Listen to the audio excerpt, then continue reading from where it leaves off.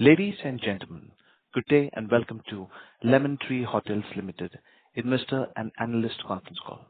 As a reminder, all participant lines will be in the listen-only mode, and there will be an opportunity for you to ask questions after the presentation concludes. Should you need assistance during the conference call, please signal an operator by pressing star then zero on your touchtone phone.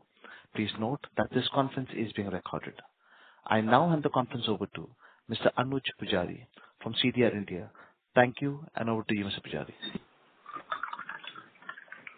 Thank you. Good evening, everyone, and thank you for joining us on Lemon Tree Hotels conference call to discuss the announced composite scheme of arrangement. We have with us Mr. Patanjali Keswani, Executive Chairman, Mr. Kapil Sharma, Executive Director and CFO, Mr. Nirendra Singh, Managing Director and CEO, and Mr. Saurabh Sattal, CEO, Fleur Hotels. We would like to begin the call with opening remarks from the management, following which we'll have the forum open for an interactive question and answer session. Before we start, I would like to point out that some statements made in today's call may be forward-looking in nature, and a disclaimer to this effect has been included in the presentation that was shared with you earlier. I would now request Mr. Keswani to make his opening remarks. Thank you. Good afternoon, everybody, and welcome to this conference call. Thank you for joining us, and I wish you all a belated Happy New Year. The purpose of this call is really to explain our rationale on the timing and logic for this composite scheme of arrangement, which has just been announced. To begin with, I would like to give some context, so please bear with me. As you know, the hospitality sector in India is currently at the start of a structural upcycle, which has been marked by sustained demand, healthy repricing, and a favorable long-term travel outlook. On the supply side, over the last 2 years, we have attempted to position ourselves to capitalize on this by commissioning the Aurika Mumbai, securing a marquee 500-plus room hotel, Aurika Hotel at Nehru Place in New Delhi, and signing about 7,000 rooms under third-party management contracts. So today we operate about 130 hotels with approximately 11,700 rooms, with another 130 hotels and about 10,000 rooms in the pipeline.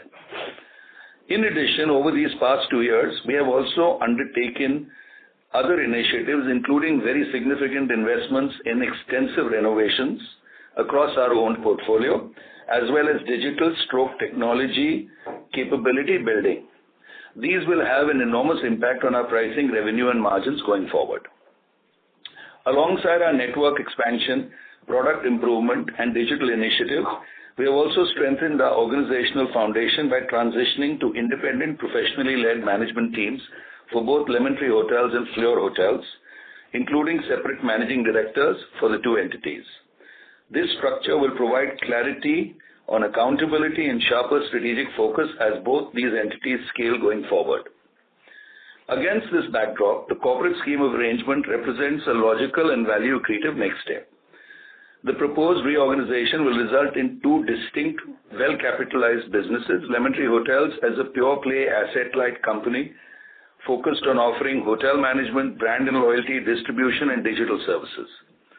Fleur Hotels will operate as a large-scale, growth-oriented hotel ownership/leasing platform with end-to-end in-house development capabilities and potentially a very large pipeline with a significant pool of available capital. Each entity will have its own management team, capital structure, and growth priorities, while continuing to benefit from long-term operating arrangements and strategic alignment. Post the reorganization in about 12 to 15 months, Lemon Tree will emerge as a debt-free, high-margin, high-ROCE company, generating strong free cash flows from fees and brand-related income. Fleur Hotels will consolidate ownership of our group's existing hotels, all of which will be fully renovated, including critical assets like airport hotels in Mumbai and Delhi, flagship resorts like Aurika Udaipur, and premium urban hotels in high moat key Indian markets. Its growth will be driven by completing ongoing construction of 3 hotels with 750 plus rooms, acquiring much of the current 2,500 plus rooms which are under active discussions, and pursuing other selective acquisitions/portfolio opportunities which come up over time, as well as actively enhancing asset level performance. From a shareholder perspective, the scheme is designed to unlock value while preserving continuity. Post reorganization, Lemon Tree shareholders will effectively own close to 74% of Fleur Hotels, 33% directly, and about 41% indirectly through Lemon Tree. This is, of course, before any primary infusion by Warburg Pincus. And this is versus the 59% which Lemon Tree directly owns in Fleur today. In addition, the primary capital commitment of about 960 crores by Warburg significantly strengthens Fleur's balance sheet and provides flexibility to pursue growth at scale. This structure allows each business to access capital aligned with its risk-return profile while remaining tax efficient and operationally integrated.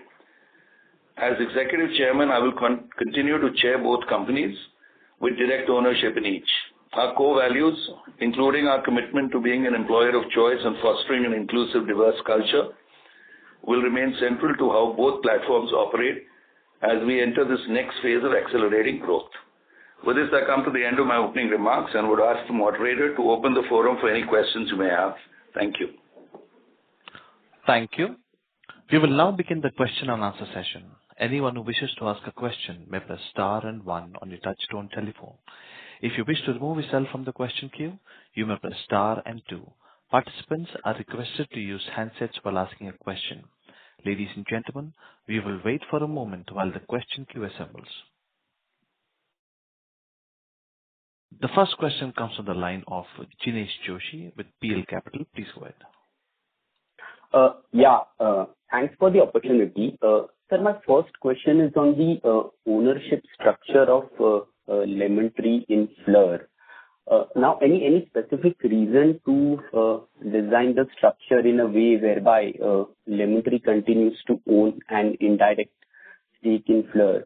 I mean, was it not possible to design the structure whereby shareholders of Lemon Tree directly get shares in Fleur as a consideration for the transfer of room? So let me explain this in a slightly different way. Currently, there is obviously a case to be made that all 74% of Lemon Tree shareholding in Fleur should be distributed to all shareholders of Lemon Tree. When the board debated this, and so did I think Warburg, the conversation was along how does Lemon Tree show it still has skin in the game when it manages hotels for Fleur. So we felt it was prudent to have significant skin in the game at this stage, which means that going forward it is very possible that Lemon Tree may dilute its stake, or may increase its stake. I have no idea, because this is obviously going to be a board decision. But the intent is to show skin in the game, and going forward, as Fleur keeps raising capital, Lemon Tree would naturally get progressively diluted. Understood.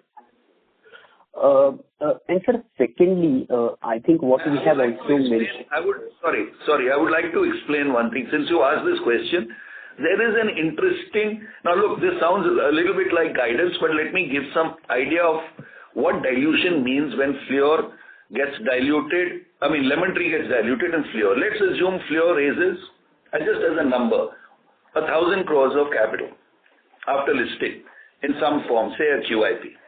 If this 1,000 crores is deployed, it should typically lead on stability to an asset turn of about 30-35% of the capital deployed, which means that 1,000 crore deployment of capital will lead to roughly a 350 crore, this is through development, 350 crores of turnover, which means based on our performance about 170 to 180 crores of EBITDA, which means that Lemon Tree will also get fees of about 30 crores. So just to put it in perspective, 1,000 crore deployment will Fleur in development will lead to a 30 crore fee stream for Lemon Tree. Now this is, you can put your multiples on it, but let me put it this way. This value alone, if it is deployed at scale, this kind of capital in a structural upcycle, which I think will continue for the next 10 to 20 years, means enormous fee streams for Lemon Tree. So I'm just giving you some rationale on how we thought about this. Got that. Sir, the reason I asked this question is because an indirect stake warrants a holdco discount, whereas a direct stake in Fleur does not. So I was just kind of intrigued as to why we kind of devised this structure. Yeah, so that was the reason. And secondly, I think the hotel assets that are going to be transferred to Fleur, all of these assets, basically what we have stated in the PPT is that a new hotel operating agreement will be signed from 1st of April. So just wanted to check whether Lemon Tree will get a higher fee income from Fleur, given the fact that there is a transfer of development capability that happens from Lemon Tree to Fleur. If you can just clarify on that part. Okay, so the fees that we charge, rest assured, are completely transparent and completely in keeping with norms of other management companies of our size. So there is no, it is not that Lemon Tree will, being now a 40% shareholder of Fleur, will take out a disproportionate share of money as fees. Because that would be very unfair to the shareholders of Fleur and long term to the value that Fleur will unlock for the Fleur shareholders. So that is a assurance and a commitment by me as actually the chairman of Fleur. Number two, the transfer of assets and development capabilities the valuation has been done by a credible third party, BDO. It is roughly along the lines of what we expected. It is obviously based on, I think, what was it, Kapil, a discounted cash flow, so on and so forth. So it was done as it would have been done even if this was two separate companies with no ties with each other. And, I'm in this amusing situation where I'm chairman of both companies, and I was certainly very interested that it should be completely transparent and not open to any debate. And I think I can commit that it has been done from that perspective. Development capability was an issue which was raised. In order to maximize Fleur's growth, we didn't want shareholders of Fleur to ever feel that Lemon Tree, when it recommends any assets, was cherry picking, which means Lemon Tree would say, I've got this very nice asset in Delhi. Why should I offer it to Fleur? It has a very assured return. So we will develop it ourselves. So in order to have Chinese firewalls, we said development capability and exclusive right to develop hotels would be Fleur's mandate, and it made sense from even an earlier commitment we have been making that we want to transform ourselves into an asset-light, high-growth, high-ROCE business with a focus on brand management and digital. So I think from every perspective, we looked at all the pros and cons and tried to make it transparent, fair, to both shareholders with, as far as possible, zero conflict of interest. Yeah. Sure. One last question from my side. I mean, do we expect to renew the lease of 202 rooms that are not getting transferred to Fleur, or will it be that these rooms will no longer be a part of our portfolio once the lease term expires? See, the deal was for, I think, a certain number of years. This was signed very early in Lemon Tree's life. And these will, I think the leases get over in the next 5-6 years, Kapil? Yeah, 5 years. So in which case, I cannot comment whether the owners will be okay to extend the lease, in which case they may ask for different terms, or whether it will simply morph into a management contract for Lemon Tree, or simply the owners take the assets back and run it themselves or give it to some other brand. Keeping in view this uncertainty, we decided not to transfer it. It was very difficult to value these two assets. Got it, sir. Thank you so much and all the best.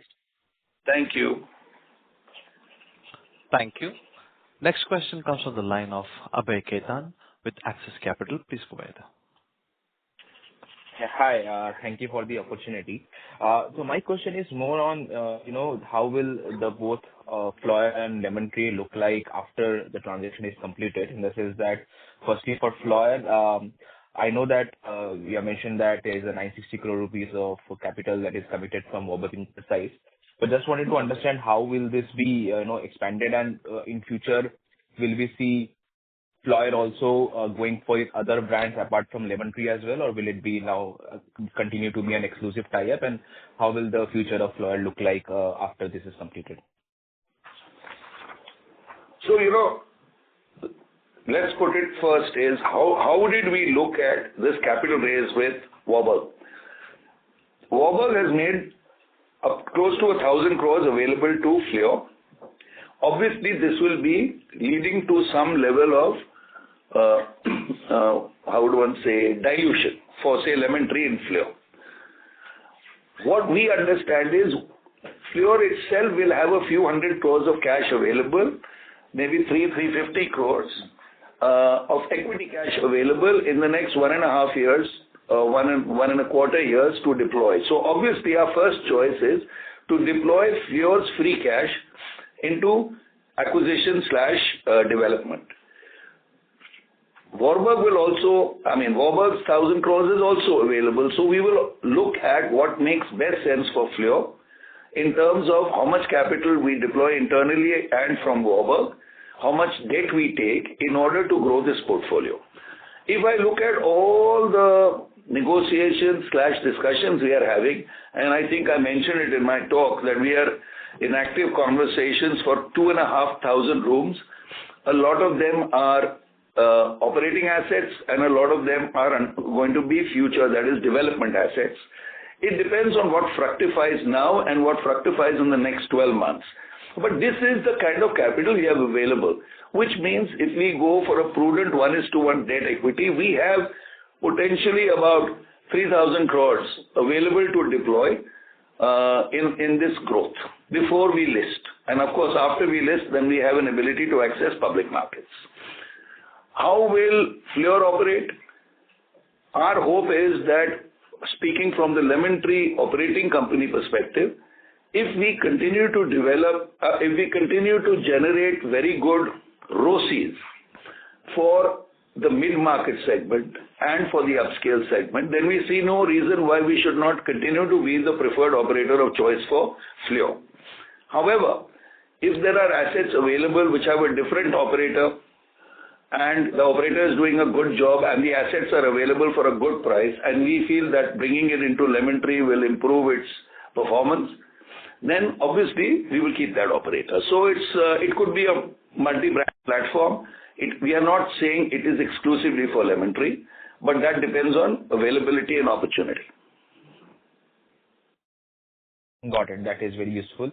My second again on the Lemon Tree side, now that given that it will be a pure brand manager, what different would it do now compared to what it had been doing for the past few years? And in terms of will we be looking more acceleration in terms of managed contracts, or will we be looking at expansion of number of brands that we have? So what is the sort of vision there once it transitions into a pure brand company? So we currently have about nearly 12,000 rooms and 130 hotels. In the next 3-4 years, it will be, as of today, 260 hotels, about 22,000 rooms. We typically add 4,000-5,000 rooms a year. And Fleur, I hope, will add 1,000 or 2,000 rooms a year, of which we will get a share. So we think, if I did some crystal gazing, and this is not guidance, I'm making guesses, in the next 3-4 years, we would certainly like to be, 30,000-40,000 rooms. In fact, the largest operator in this space, with very significant fee income. And in fact, internally in the board, the question then was, what will we do with this cash flow? Because we are going to be nearly 100% asset light. And that would require, in fact, the board to define a dividend policy or a shareholder reward policy, which I have no doubt we will be coming out with in the next few months. And therefore, Lemon Tree will morph into a rewarding shareholders company. And Fleur will continue to be an asset-heavy, asset-owning company and, with its own risk-reward profile. Got it. In terms of brands, are we looking at expansion onto further brands, or are we? No. Okay. We don't want to confuse our customers. We feel Lemon Tree is very, very widely recognized. In fact, I was, once upon a time, Make My Trip CEO told me that, the minute you open a hotel with a Lemon Tree brand, 20%, 25% of the occupancy comes from us straight away. And we would like to therefore continue building our brands rather than adding more and more brands. We feel we have more than enough brands. Got it. That's very useful. I will get back to that. Yeah. Thank you. Next question comes from the line of Kaustubh Pawaskar with ICICI Direct. Please go ahead. Yeah. Good afternoon, sir. Thanks for giving me the opportunity.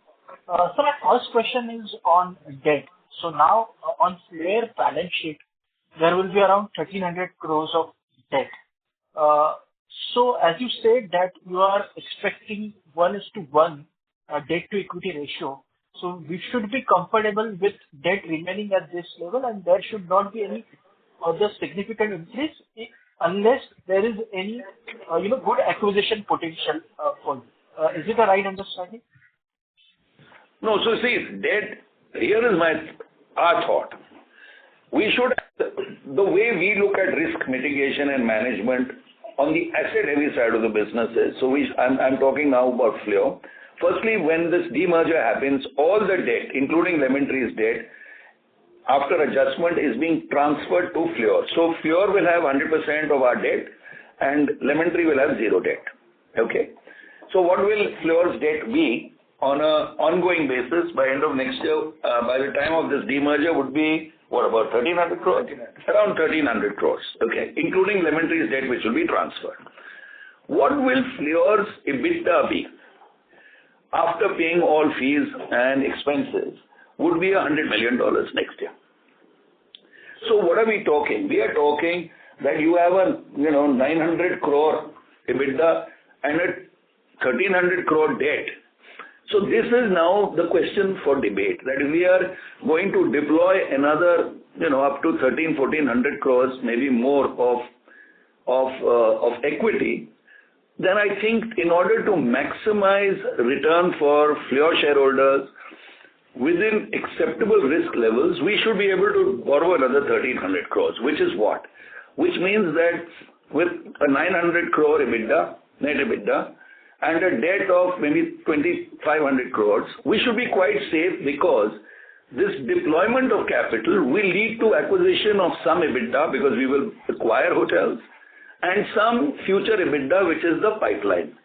So this is the mix and match we are looking at. And I think our EBITDA levels, at least in our modeling, look so sustainable and large that I think it will be a little bit of a surprise to the market when you look at the net EBITDA of Flair in 1 year from now. Right, sir. So is it fair to assume that 2,500 to 2,600 kind of funds which you will be having, that will suffice for the expansion of rooms, what you have given in the presentation? There is 756 rooms which you are adding on your books, plus the acquisition, what you are planning to do in terms of properties you are looking at. So let's go back for a minute, Kaustubh. We have 750 rooms, where Shimla will be ready this coming year, which is about 100 rooms. Another 160 rooms from Shillong will be ready the following year. So these two hotels will 100% be ready in the next. By the time this company lists, we will have effectively these 250 rooms definitely. Aurika Nehru Place will take 4 years. Okay. It will require maximum cash in the last year. So we'll take care of it with free cash flow in, say, FY29 or FY30. Now we come to these 2,500 rooms we are talking about. Let's assume it costs 1 crore a room. Okay. That's 2,500 crores. Is roughly what I'm saying. So it all depends what we acquire, which is operating EBITDA, where we can take debt, what we acquire as development assets, where we look at cash required to build that asset out, and therefore when do we take debt. So debt to EBITDA will be a moving number, but rest assured it will be highly risk mitigated. Right. So my second question is on the portfolio mix. Under Flair, will it be more towards Aurika and Lemon Tree as we are tapping to the premium and mid-premium kind of a segment, or it will be mix of everything? it will be more Lemon Tree and Aurika. The asset-light side of our business, especially in the economy and lower mid segments, will be driven by Keys or Red Fox. Right. And so my last question is on the margin front. So Fleur, we have seen that margins over the past 2 years have reduced mainly because of the fact that a lot of renovation had happened. Now we are at the end of that renovation phase, and from here we should start seeing, benefits of those renovations coming in. So should we expect Fleur to achieve EBITDA margins of around 44-45% over the next 2 years, and there is a scope of further improvement considering the fact that you are focusing on at the premium end of the segment? Okay, so let me start first by, actually I didn't explain. These 2,500 rooms, we are under active discussion. I think we'll make some very interesting announcements of a very large portion of this in the next 3 months. Would you agree, Kabul? Yeah. And Saurabh? Yes. Okay. So that will be something interesting for the market to see. And it will be significant, let me assure you. Now we come back to short-term pain and long-term gain. The Indian stock markets whip you for a quarter performance without seeing the upside on the long term. So let me actually just put this on the table. In this year, besides everything you mentioned, what other hit Lemon Tree and Fleur? There were 2 regulatory interventions in GST and Labour Code. GST meant that any hotel where we do not charge 7,500 rupees, we no longer were entitled to input credit, and that would hurt us fairly significantly. So we were starting to focus on taking more and more rooms at a price above 7,500, obviously subject to market accepting it. Labour Code will hit us one-off quite significantly. I think it will be close to 16 to 20 crores this quarter. Is that correct? Then if I put everything together, what you said and what I am seeing, which is, what are the one-offs? The one-offs are the massive full-scale renovations we have undertaken last year, this year and next year. The impact of Labour Code one time and the impact on an ongoing basis going forward. The ex gratia of about 20 crores that we have paid this year, which is OPEX. The technology and digital investments which we are making. The one-time property tax that we were asked to pay at Delhi airport suddenly, which is close to 8 to 10 crores. If we put all this together, the incremental impact on our EBITDA margins will be 5% of revenue for FY26 and FY27. And then it will revert to norm by FY28. So let me explain this. All these costs, excluding the one-offs, put together should be 3 to 4% of revenue, but this year it will be 9% of revenue. So obviously the EBITDA margins will be 5% below what they should be this year and next year. The renovations will only be over by H1 next year. After which the EBITDA margins of Fleur will be north of 48%. Oh. Thank you, sir. Thanks for the understanding and all the best for your products. Thank you. Thank you. Thank you. Next question comes from the line of Sameet Sinha with Macquarie. Please go ahead. Yes, thank you very much. A couple of questions here. So, what you said about, by the end, when 3-4 years, 30 to 40,000 rooms, are we talking these 30 to 40,000 rooms will be operational, or they'll be operational plus pipeline? It will be, then it would be 40,000 rooms, including pipeline. And I'm not able to, the rate, the point is, Amit, that we signed 5,000 rooms, but they will open 3 years later. So it depends on how many operating assets we sign, how many greenfields, how many brownfields. So I'm saying 40,000 will definitely be including pipeline. How many are operating, difficult to say, but I would say it should be north of 25,000. Got it. Okay, perfect. Second question is, what's, with these transfer of these rooms from Lemon Tree to Fleur, I think it was 1565 rooms or so. What was the implied valuation that you used to issue those 5 crore odd shares? So there was 2 valuations. One was discounted cash flow, which was done by a third-party valuer.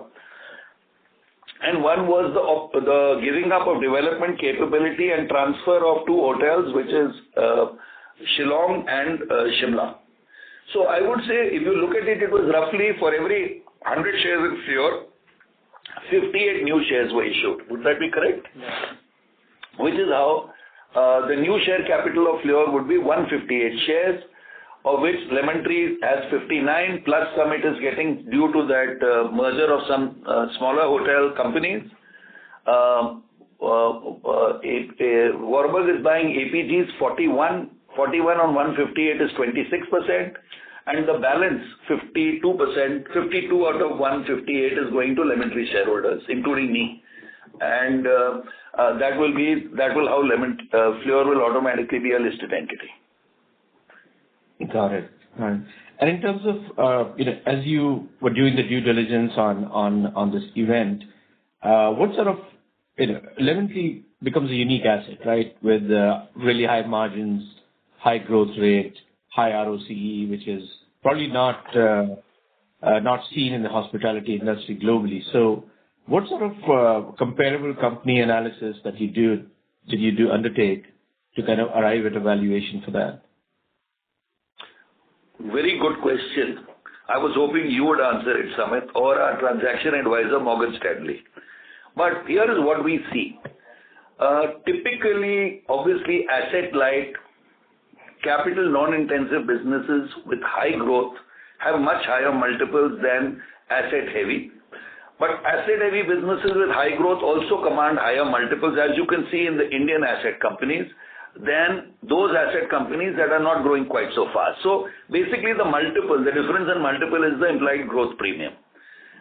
What I see happening is Fleur will 100% have a net EBITDA north of 1,000 crores by FY28, without doubt.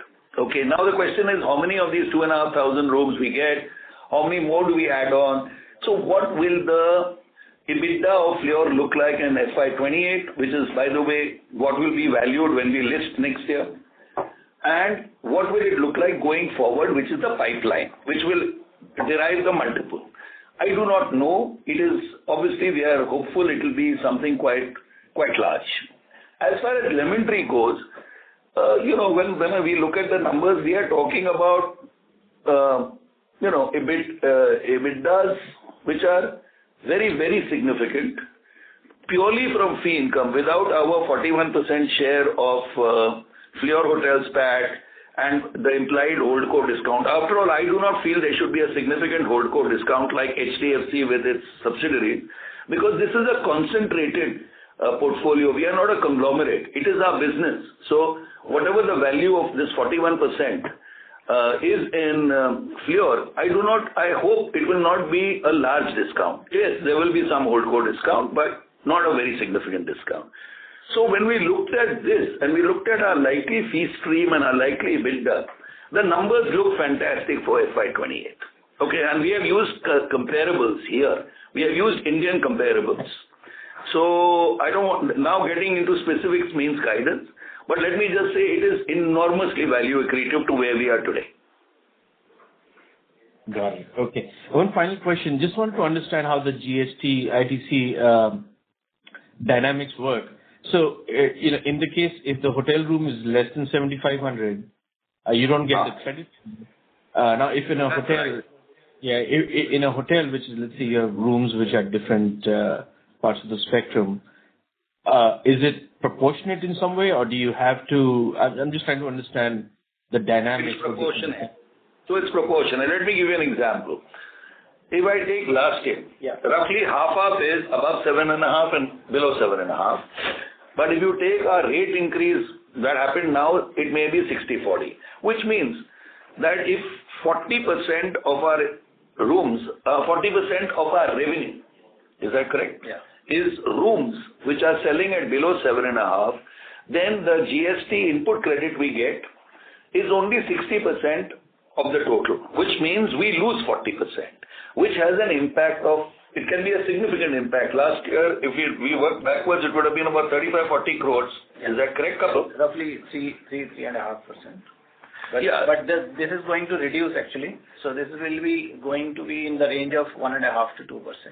But 2% of it is next year 1,900 crores is still 36 crores. Yes.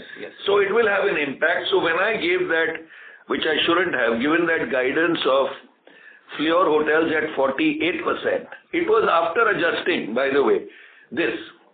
I think I had said earlier, our expectation is Fleur on a gross EBITDA before fees and everything else would have an EBITDA margin of 60%.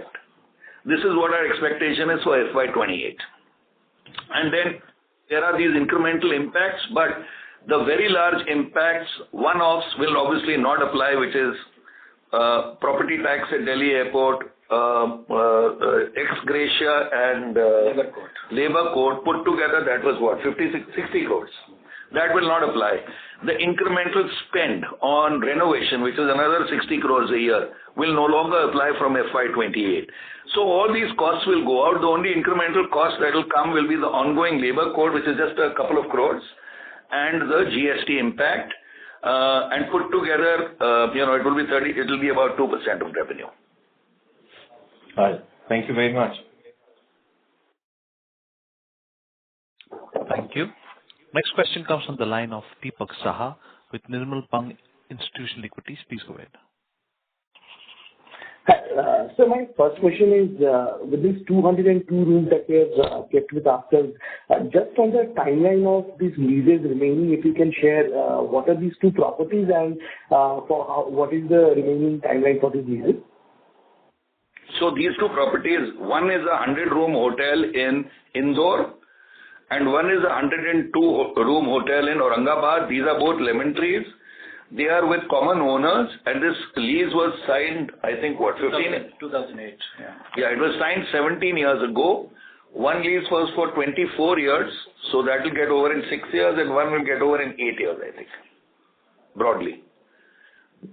Got it. And one last question in this context, so is there any divergence in the business trend for these two properties compared to, say, what we have in overall business scenario, or is it just because of what you alluded earlier, that is the reason you have not transferred? Just trying to understand from this context. No, there was also, when we signed it, a transfer restriction that it should not be transferred out of Lemon Tree. So since normally if there was 15 years left in the lease, we would have still gone to the owners and said, please permit this. But since there was not much time left and there is a transfer restriction, we said, forget it. Let it remain in Lemon Tree's balance sheet. Got it. Thank you, sir. Thank you. Next question comes from the line of Samarth Agarwal with Ambit Capital. Please go ahead. Yes, thank you for this opportunity. Mr. Kesani, I just wanted to understand on the Lemon Tree standalone side, what kind of profitability for the underlying hotels would you expect in the next couple of years? Because right now, at least what the industry report suggests is that your RevPAR growth like-to-like is not exceeding that inflation rate that we have seen for the past few years.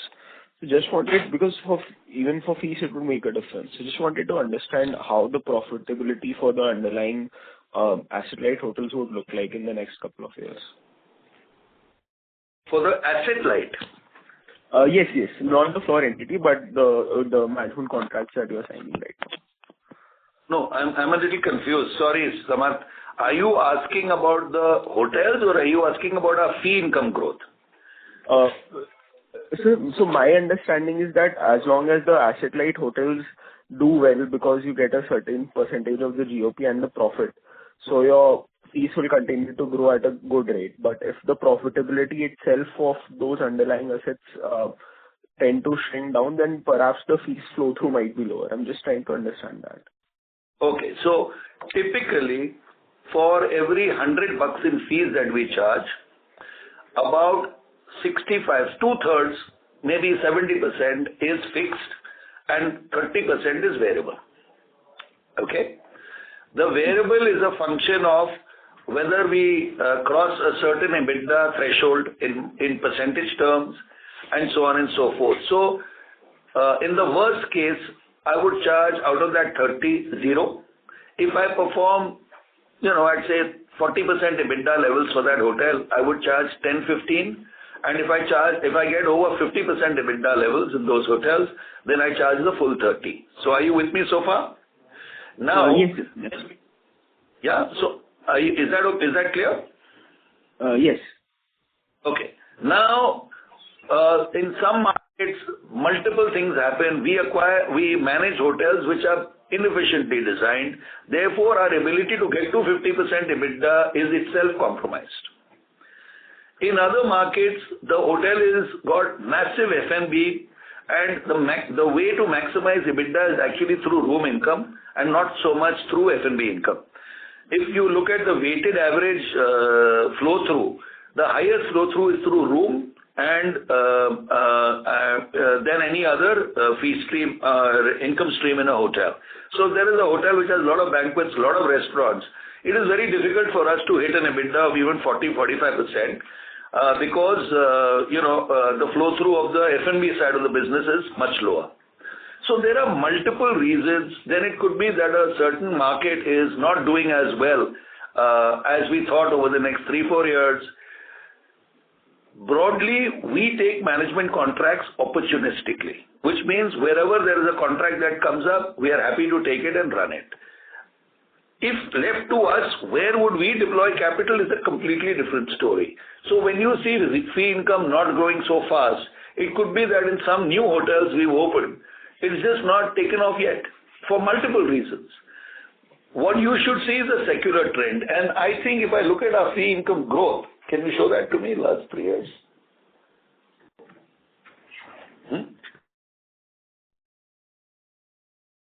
Yeah, so every year it is about 20%, but I am hopeful now. You see, the problem was that we were opening far fewer hotels than we were signing. But going forward now, we'll be doing the catch-up, and I think you will see fee income grow proportionately. Understood. Does that answer the question? Yes, sir, very clear. And just one question on the profitability front. So we're looking at different Marriott or the Hiltons of the world, and what I understand is you are doing a higher margins than most of them at around 65-70% EBITDA margin. So firstly, despite the scale of a Marriott or a Hilton, what is that difference through which you are able to drive the superior margin, and what would the PAT margin look like for the Lemon Tree standalone entity, ex of any contribution from its holding in Fleur? So let's work backwards for a minute. Our expectation is, and our underwriting is that within 2 years, that is by FY28, our EBITDA margin should be north of 80%. If it is 80% and there is hardly any depreciation there's no finance cost, there is some small depreciation because of the lease of those 2 hotels. So if I take 80% and take out 25% as my tax, because there is no write-off on tax, then frankly, my PAT should be 60% of my revenue. Simple. And so then why it is the case then perhaps even name like a Marriott is not able to even reach a 50% PAT margin. They are still at around 40% last I checked. You should ask them, yaar, main kya bolu? Understood, sir. Thank you for your time. Thank you. Thank you. Next question comes from the line of Kunal Lakhan with CLSA. Please go ahead. Hi. Thank you. Hatu, just taking a step back, just trying to understand the rationale for this transaction, right? Just trying to understand, what were the challenges you were facing in the earlier structure versus today in this new structure, right? That because it is essentially that the shareholding of Fleur remains the same, right? Essentially, in terms of the shareholders remain the same, except for the change of hands between APG and Warburg. So that remains the same. So just trying to understand what are the challenges you were facing earlier in the earlier structure versus the new structure. So, as you know, Kunal, we have multiple types of investors. The hotel business is 2 very clear subsets. Who designs, develops, finances, and owns hotels. Those kind of investors want chunky returns, are willing to take development risk, and are looking at yield income. So these are normally who invest here. These are like pension funds, insurance companies. They are betting on inflation, repricing of these assets due to inflation, and a long annuity kind of return. Those who want to bet in the asset-light business are betting on brand management capabilities, betting on how you grow an asset-light business with very, very low, hardly any capital intensiveness. Lemon Tree was a combination of both, and that is our history. Because when we started this company, I still remember in 2004, 5, 6, 7, when we had built only 4, 5 hotels. Whenever I went to a guy and I said, "Listen, let me run your hotel," he'd say, "Who are you?" So, we were forced to build hotels in order to build our brand. But once we built our brand, technically, we don't need hotels, because now it is time for Lemon Tree to monetize its brand, which has enormous recall. I mean, it is amazing when we open a new hotel, when I see the number of repeat guests or members of our loyalty program, it is actually frankly amazing. For such a new company, remember, we are 20 years old. Every other operating company is 75 to 125 years old. So we are very well recognized. Why should we not monetize it? So we have actually separated two types of businesses. One is asset heavy, long term, appreciating asset, capital intensive. It has a different kind of investor. And this business has a very different kind of investor, and we wanted to actually attract both types of investors. Sure, understood. My second question was on, what was the valuation of the 4 entities that we transferred in absolute terms, not just in terms of, shares allotted, but in terms of absolute terms, the valuations of Oriel, Sukhsagar, Manakin and Canary? I gave it to you, can work backwards. We own 59 today, and APG owns 41. We issued 58 new shares for every 100 shares, which means in that 58, Lemon Tree got, I think, 5 or 6 more for this, which is how it went up to 41% of 158. Wo kitna? 41 into 158 means it was 5.5 shares more, roughly. So out of the 58, 10%, that is 5.5 shares, went to Lemon Tree because of those 4 companies merger, and the rest, which was our asset transfer of those 11 hotels and those hotels under construction, they accounted for 53, which went to the shareholders of Lemon Tree. Does that answer the point? Partly, because essentially I still need to know the valuations of Fleur, right? That you calculated in the share allotment. So No. I'll repeat. I'll explain again. Just write this down. Fleur today, 59 Lemon Tree, 41 APG. Yeah. 58 fresh shares issued. Okay. 6 shares go to Lemon Tree for those 4 companies merger. So 59 shares become 65 shares. 41 is Warburg buying out APG. That leaves out of the 58, 53 shares going to Lemon Tree, 52 shares going to Lemon Tree shareholders. Does it add up? Okay. Lemon Tree gets 59 today plus 6, that is 65. APG buys 40, Warburg buys APG's 41, and 52 shares go to Lemon Tree shareholders. Okay. Does the math work out for you? Let me just work on it and I'll come back. Okay. Okay. And my last question is in terms of, I know it's very difficult to comment, but APG held about 15% stake in Lemon Tree as well, in parent entity, which obviously included Fleur also in the earlier structure. Now that they're out of Fleur, any outlook on the 15% stake that they hold at? They have told me they don't plan to sell, but I don't want to comment. If they do sell, I'm sure they will do it in an orderly way, but that they are shareholders. They are the second largest shareholders after me. So if they do plan to sell, I hope that they do so in an orderly way with our help. But they have told me right now they don't have any intention to sell. Understood. All right. Thank you. Thank you and all the best. Thank you. Thank you. Next question comes from the line of Prashant Biyani with Elara Securities. Please go ahead. Yeah, thank you for the opportunity. Sir, can we get the pro forma top line EBITDA and PAT for Lemon Tree and Fleur in their new avatar for the trailing 12 months? Which page? For Lemon Tree.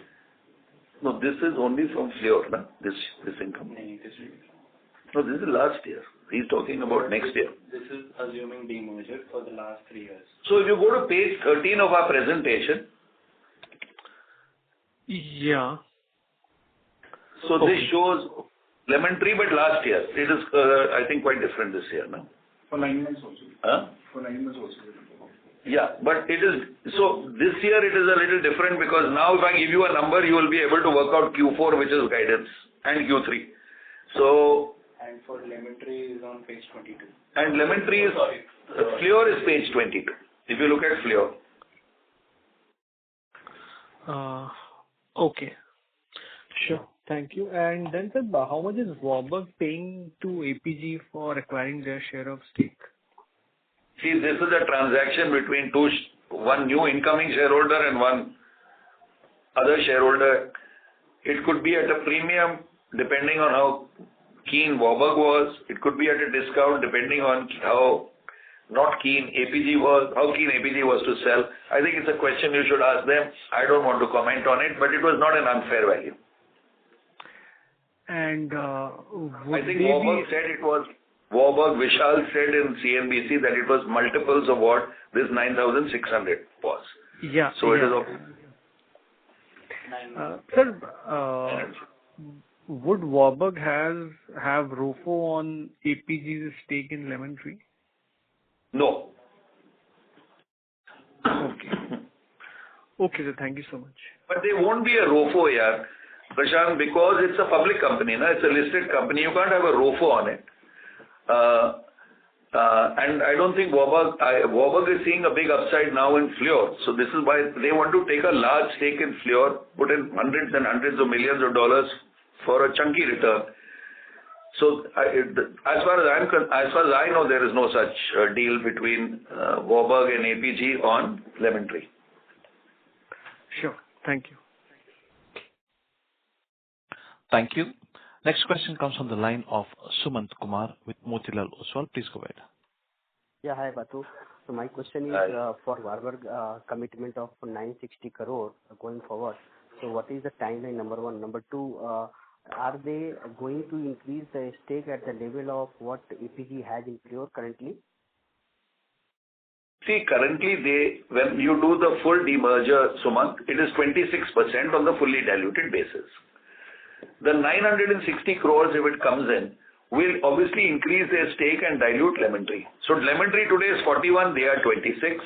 If they put in more money, their 26 will go up and this Lemon Tree's 41 will come down. So that is the understanding. But they can only deploy this 960 in the next 12 months. Because once we list Fleur, then if we want to raise capital, and I'm sure Fleur will keep raising capital to keep growing, it will be through either, through its internal accruals or it will be through QIPs. So the current structure of the Lemon Tree has 59% and APG has 41%. So we have a similar kind of shareholding going forward for Warburg.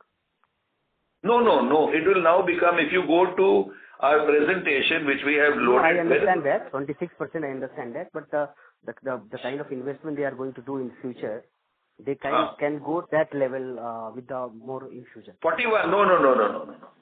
They might go up a few percentage points. It's nowhere near 40. No way.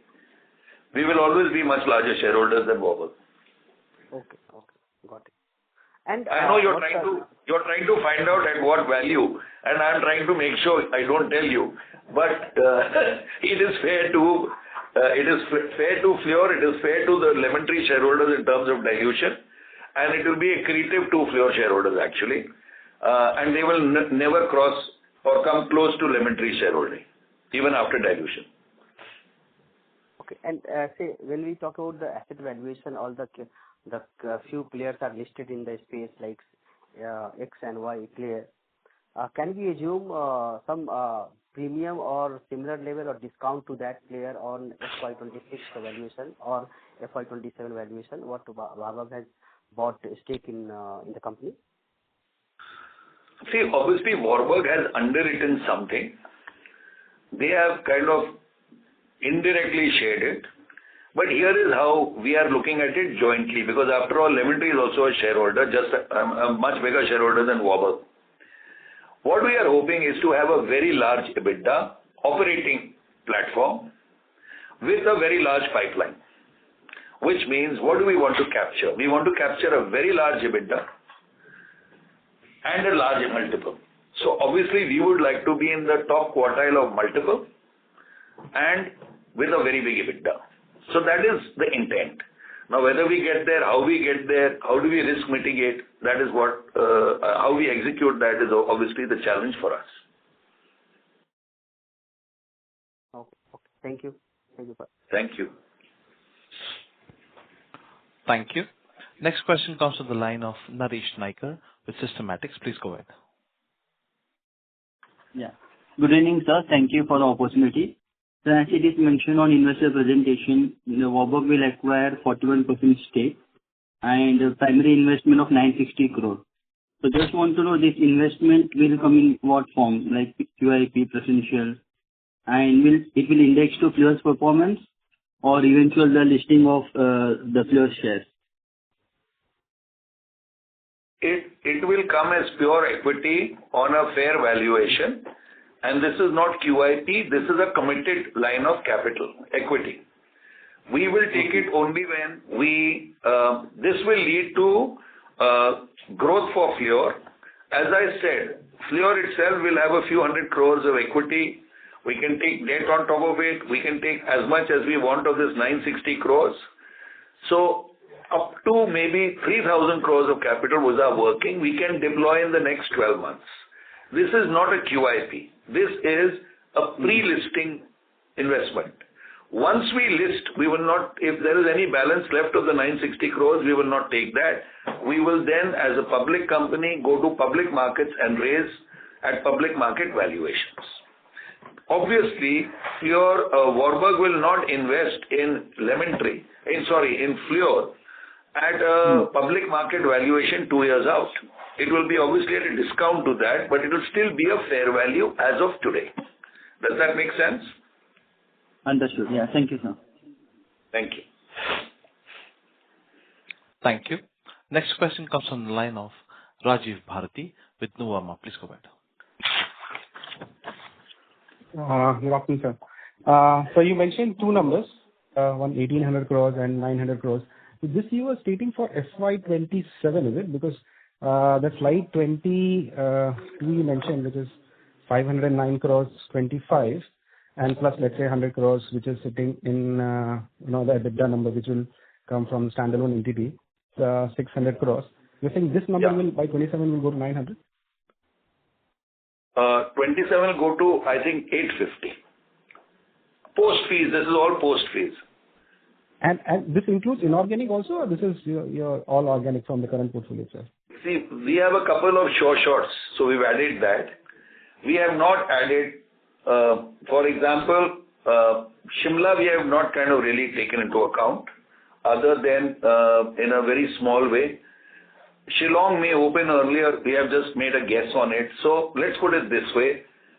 If I just go current basis, demerger, as I said, in FY26 it is 620. In FY27 it is 850. And this includes one or two things we are doing. But most of the capital has not been deployed. So this 3,000 crores we are talking about potentially, I would say 95% of it is not giving any additional EBITDA here. If we acquire those 2,500 rooms, plus some other stuff we are looking at, because those 2,500 are active, there are many more in the pipeline, then this EBITDA number could change based on how many of these are operating assets versus how many of them are under development assets. So I'm giving you a broad range. I am saying we are very sure we'll do 850 crores or more in FY27 net EBITDA, and we are very sure we will cross, very, very sure we'll cross 1,000 plus crores by FY28. Sure. So one clarification, this 950 crores will be, there will be another round of evaluation which will be done at the time of infusion, or the current valuation basically will imply there? No, it will be at a premium to current value. Great, sir. Thanks a lot on all this. Thank you. Thank you. Next question comes from the line of Sukrit T. Patil with Eyesight Fintrade Private Limited. Please go ahead. Good evening to the team. I have two following questions. My first question is to Mr. Patanjali. As India's hospitality sector is seeing rising demand from tier 2, tier 3 cities, how do you see Lemon Tree balancing its premium Aurika brand with mid-market offerings to capture this growth? Could you share how the company plans to position itself over the next 2 to 3 years in terms of portfolio mix and customer experience innovation? Thanks. That's my first question. I'll ask my second question after. Thank you. You're being very considerate because I might have forgotten the second when I finish answering the first. Okay. Very valid question. See, what we find is we also start tracking where are our customers coming from, especially retail. While we have clear idea of where B2B business is growing, which is corporate business, where is retail business growing? We like to see connectivity through airlines, which sectors are going full, what price are they going at, which airports are operating full, which airports are expanding, where are new airports coming, where are 4-lane highways going, where are Vande Bharat trains connecting India. So we do a very detailed study of all this.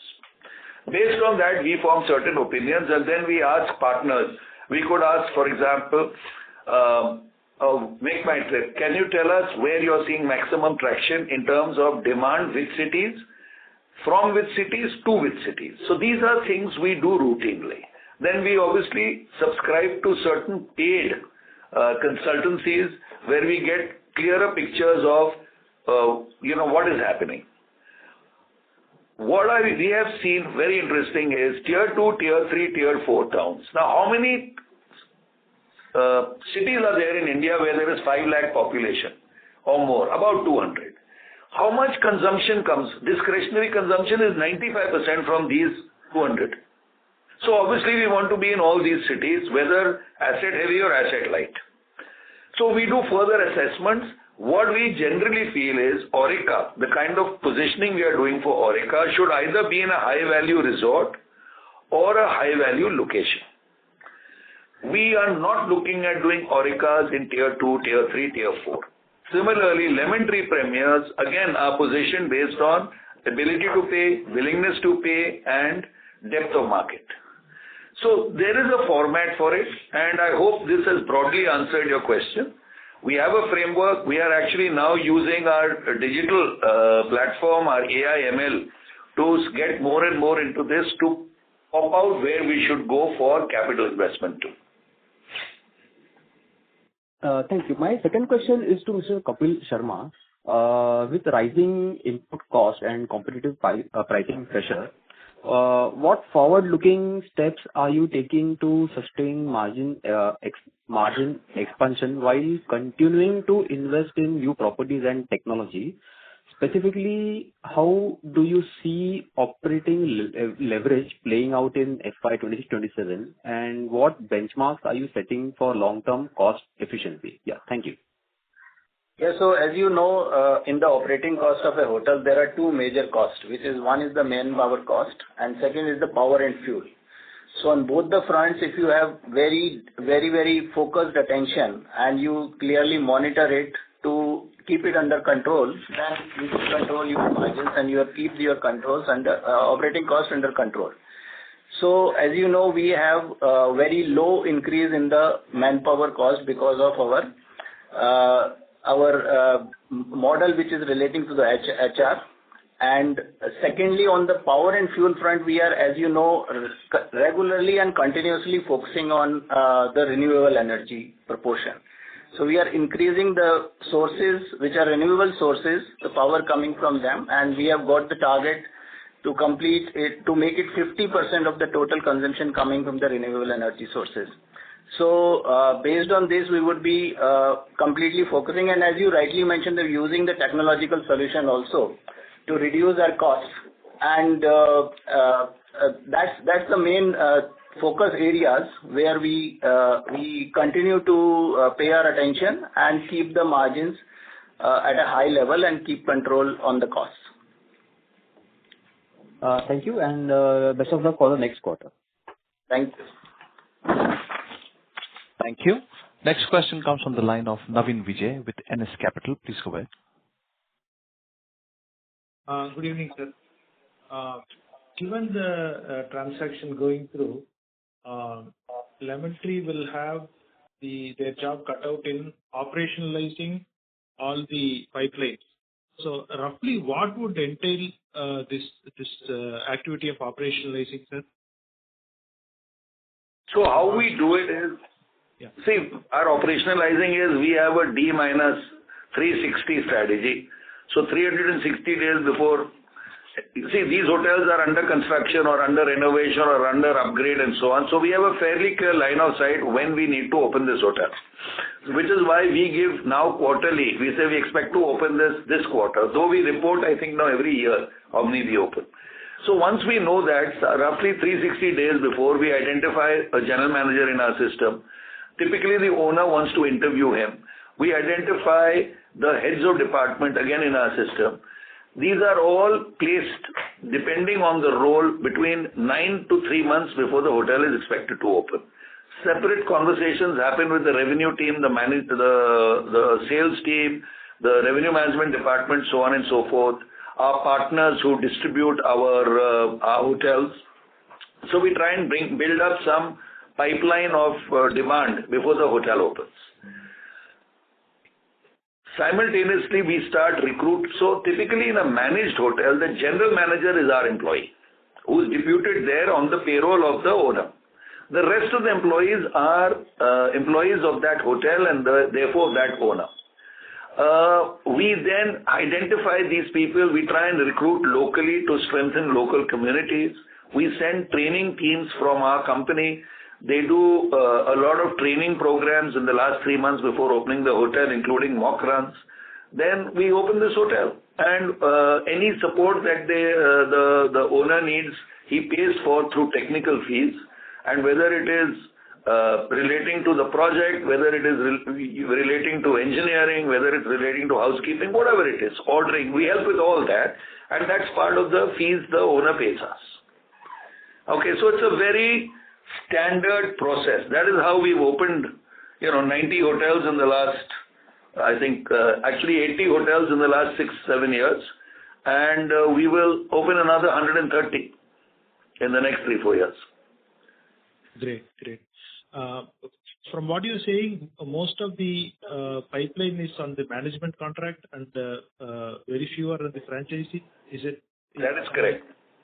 No. Franchisee is also there, but franchisee is a business we are watching closely because there is an implied risk to our reputation because a franchisor actually runs the hotel. That general manager of that hotel is not our employee and therefore is more aligned with the owner. And unfortunately, in some cases, we have found owners are ready to, cut costs and so on and so forth. And that impact is ultimately felt by the brand. So our strategy on franchise is fundamentally different. It is going to be very technology-led, and that is a key part of our growth plan going forward. How do we manage to ensure our brand doesn't get diluted? Great, sir. Thank you. Thank you, sir. All the best. My pleasure. Thank you. Thank you. Next question comes from the line of Manoj Kumar Pal, an individual investor. Please go ahead. Yeah, thank you, sir. Thank you for giving me this opportunity. Sir, my question is, actually, most of the questions have been answered. And one question is that, sir, as of now, as a consolidated level, our ROE is at 18 odd percentage. So my question is that means after the demerger, what will be the ROE or any guidance on that? I haven't even evaluated that. Good point, Manoj. Can you wait till the next Concall? We will actually study this. Yeah. And I am sorry, I don't have a number, but obviously it has to be superior to where we are today. But actually, if you look at from the Lemon Tree standalone perspective, which will be an asset-light company, it would have a very high ROCE because there are hardly any capital investment into that except for technology. So the ROE will be very high in the Lemon Tree asset-light space, and I think Fleur, as it grows further and adds to its new portfolio, there would be better margins and better ROI on that also. But exact number, obviously, we'll have to see. Actually, we should know that. Yeah, it's a very good question. Yeah. Thank you, Manoj. If you are in the next Concall, we will try and answer that. Yeah. Okay, sir. Thank you. Thank you very much, and best of luck for your future endeavor. Thank you. Thank you. Thank you. Next question comes from the line of Jay Kalra, an individual investor. Please go ahead. Yeah, thanks. And congratulations on taking a great leap forward. I would like to ask as to whether the brands that I believe the brands will be now housed with Lemon Tree. Would you possibly get a royalty or a fee for the brand per se? That's one. And secondly, were a regional player, let's say, of 2, 3, 5 properties and his own brand come to you and say, would you manage this property for us and onboard us onto your technical systems? Would you do that in Lemon Tree? So, thank you, Mr. Kalra. I must now go back for a moment. Let me explain. What is the global model? In some ways, what Lemon Tree has done now, or plans to do through this demerger, is follow what Marriott and Hilton did earlier, which is remove all their asset-heavy businesses, and I gave the rationale, and put it into a separate company. So Marriott did it with Host Hotels, and I think these Hilton guys did it with Park Hotels. Okay? If you talk to Marriott or Hilton, and I have talked to many of these large global players, if they charge fees, typically their fees range from 10 to 15%, even more of revenue. How do they break their fees up? In their minds, I find if they do a pure franchise, and by the way, Marriott does a lot of franchise. In the United States, 70% of their business is franchise, which means they don't even manage hotels. Typically, their fees for franchise are 2/3 of the fees they charge in a management contract, which means that if they charge $3, $2 is towards the brand and $1 is towards management. In our model, the way we are looking at growing our franchise business, we also want to capture 2/3 of the fees that should come if we do pure franchise. Therefore, I am not sure we want to do management because it is not a value additive kind of business for us. The opportunity to franchise 1.5 million rooms in India, in my opinion, is the biggest hospitality opportunity in the world today. Because India is at a structural point. There will be more and more cohorts of customers who want branded hotels, who are aspirational, who are earning more income, who move into the magic 36 lakhs or more per year of household income. These are the consumers of mid-market hotels. So we may franchise, but I do not think we will manage without our brands. I don't think we would like to do that. Okay. However, if there is an opportunity for co-branding and we manage, and the opportunity is relevant enough and large enough and strategic enough, then we would be very open to that. Okay. So you would largely manage your own brands and not really take responsibility for another brand coming in. Correct. Is that right? That is correct. But if it's a franchise and you really wrap yourself around the franchise model in times to come, that would be fine with you. If it is a set of properties that come along. Absolutely. Okay. And my second question is, after the fresh infusion of capital of, say, about 960 crores, which is what you refer to, would one say that Warburg would get to own about 1/3 of the Fleur hotels?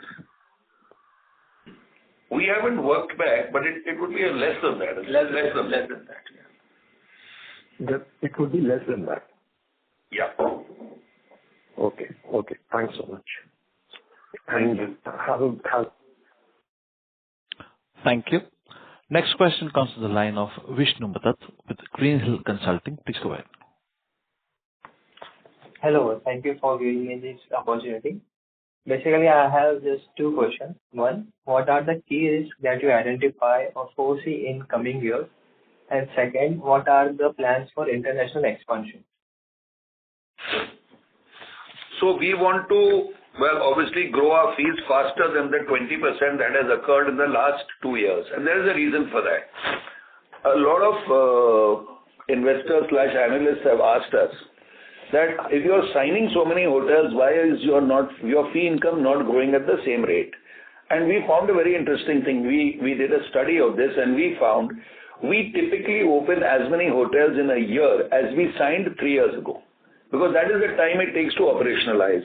So if you look at Lemon Tree and it signed, 1,500 rooms 4 years ago, then we opened 1,500 rooms this year, although we are signing maybe 5,000 rooms. So what this really tells you is, whatever we are signing today, the fee stream will happen typically 3 years later, just as a number. And if you want to do it more rigorously, then what you have to look at is what is our fee income per operational room, multiplied by this 5,000 we have signed this year and attributed to, say, FY29. And you know that is going to come then. And you would be quite accurate then. So that is the fee income. So whatever we have signed in the last 4 years, you have to look at attribute an income per room and then take it forward plus 3 years.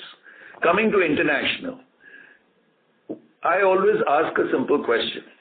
Why is it that we are so focused on international travelers coming into India, excluding the Indian diaspora, which is like 9-10 million people? Why are we not looking at the fact that 30 million Indians traveled outside India last year? So to me, one very attractive market is we are trying to build a connect with Indian consumers in India. If we build a strong enough connect with a strong enough loyalty, program, why should we not follow them where they go in large numbers? And I mentioned, where are these places? This is Middle East. United Arab Emirates gets 10 million Indians every year. Even if I take out the migrant labor, there are still 5 million guys who go there every year. If I look at Thailand, that's another phenomenal market. So there are clear markets. Nepal, where we've already started being, we are already present. We would like to go where Indians go in large numbers and have our inventory share there where we can attract a disproportionate number of them. So that is a very simple thing. We want to follow wherever Indians go. We want to follow our customers. We have no greater ambition than that. Okay. And just to explain one thing, we expect that these 30 million trips every year, our best case is that it will be 150 million in 6 years. Okay. And what are the key risks that you identify for coming in future? Key risks? Yeah. See, our risk to us, there are 3 or 4 risks. The first risk is if we take our eye off the ball on our brand. Our brand is of very critical strategic value. So whatever is wrapped around our brand or whatever our brand wraps around, that is a very key risk. Second is people. people for us is an enormous risk because the fungibility of a hotel-trained person is across industries, and hotels are among the worst paymasters, okay, and cannot afford to pay better, actually. The third is technology risk and distribution risk. Somebody comes along, say tomorrow, frankly, Amazon or a Meta wakes up and says, I've got 2 billion guys on my platform. And you know what? I'm going to white label something called Amazon Travel and Stay. And if I get enough of these guys to book through me, I'll just ask a question. Give me your budget, give me the type of hotel, give me your itinerary, and I'll book your hotel room, your airline, your, everything that you want. Then they will disintermediate everybody. No brand in the world can withstand that. The only answer to that is you should control enough supply in a market, in a micro market, where even this kind of strategy doesn't disintermediate you. So look at Gurgaon. We would like if there are 4,000 rooms in Gurgaon, we'd like 3,000. If we can do that, then nobody can disintermediate you because you control supply. So obviously we constantly discuss risk management, risk mitigation, but I'm trying to give you a flavor of it. Okay, thanks a lot, and congratulations for the happenings going around. Thank you. Thank you. Next question comes from the line of Anuj Upadhyay with Investec. Please go ahead. Super. Yeah, hi, sir, and thanks for a detailed explanation of the restructuring. Sorry on my part if I'm repeating this question, but you mentioned that the margin across the Lemon Tree could go up from 70% to 80% over a period of time, and so as to do with the Fleur, which can trail at around 50% plus. I believe by the time this restructuring would happen, all our renovation exercise would have been done across Keys, so that could scale up the margin for Keys. But how exactly the Lemon Tree margin would improve from 7 to 80, and would there be any further scope for margin expansion across Fleur, considering the fact that rate hike could not be as steep as what we have seen in the past 2 or 3 years? So, if we do, I'm not going to get into specific numbers. We just looked at our management fee of Lemon Tree from Fleur and from third-party hotels this year, next year, and the following year, based on what we know for sure will happen. And we asked ourselves, what are the expenses? The only expenses, frankly, are corporate expenses and technology expenses. If we look at that and overlay what we expect to spend there, then our margins are already 76-77%. Okay. So that it goes to 80 is a no-brainer, because once we add some more hotels, the corporate staff nor technology expenses will go up, but the fee income will go up. So when I said 80, I am assuming a very small number of that 2,500 rooms coming in. Because it's an asset-light business, it is just monetization of your brand, because all your other expenses are distributed with the owners. As far as Fleur goes, you are absolutely right. If I take, I keep saying markets whipped Lemon Tree saying the margins have dropped to 42-43%, but that is actually incorrect. We have spent 9% of revenue in these one-offs and this, renovations, above normal, 9% above normal.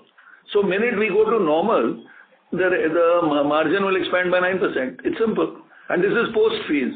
So it's 42, 43. I'm saying we'll be over 50. But to play safe, assuming there'll be expenses, there'll be many other things, we have said that we will definitely be 48% of our revenue will be net EBITDA after all expenses. Thanks, sir. That's helpful. And wish you good luck. Thank you. Thank you. Ladies and gentlemen, as there are no further questions, we have reached the end of question and answer session. I would now like to hand the conference over to the management for closing comments. Thank you, everybody, for your interest and support. We'll continue to stay engaged. Please be in touch with our investor relations team for any other details or discussions, and we look forward to interacting with you soon. Thank you. On behalf of Lemon Tree Hotels Limited, that concludes this conference. Thank you for joining us. You may now disconnect your lines.